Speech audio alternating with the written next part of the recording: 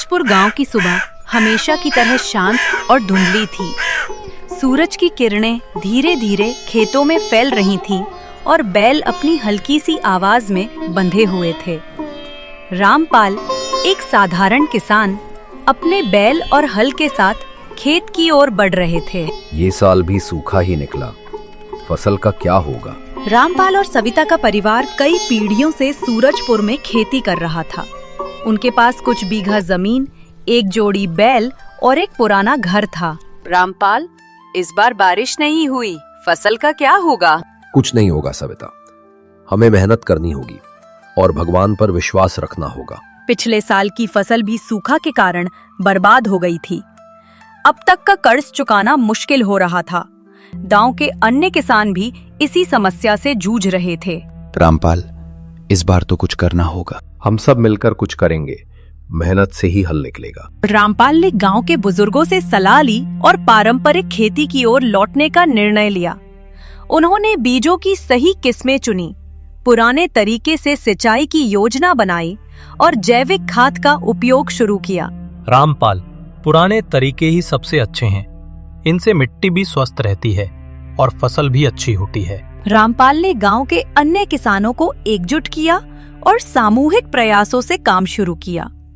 सबने मिलकर खेतों की जुताई की, बीज बोए और सिंचाई की व्यवस्था की। रामपाल, तेरी बातों में दम है, हम सब तेरे साथ हैं। फसल के शुरुआती दिनों में ही कीटों ने हमला किया। रामपाल और उनके साथी किसानों ने जैविक कीटनाशकों का उपयोग किया और फसल को बचाया।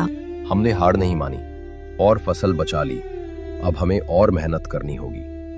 कुछ महीनों की मेहनत के बाद फसल तैयार हुई। धान के खेत हरे भरे दिखने लगे और गांव में खुशी की लहर दौड़ गई। रामपाल, हमारी मेहनत रंग लाई, बच्चों का भविष्य अब सुरक्षित है। रामपाल और उनके साथियों की सफलता ने पूरे गांव को प्रेरित किया।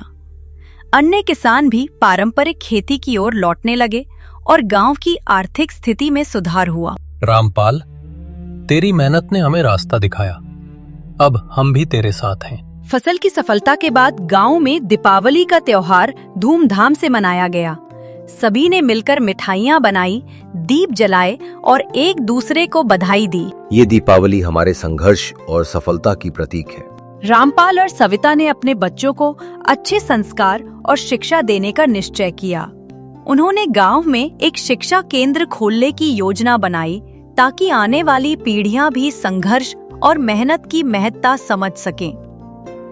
हमारी सफलता से आने वाली पीढ़ियां प्रेरित होंगी। ये कहानी दर्शाती है कि कठिनाइयां चाहे जैसी भी हों, मेहनत, विश्वास और सामूहिक प्रयासों से किसी भी समस्या का समाधान संभव है। रामपाल और उनके परिवार ने ये सिद्ध कर दिखाया कि पारंपरिक खेती और पारिवारिक मूल्यों के माध्यम से जीवन में सकारात्मक बदलाव लाया जा सकता है।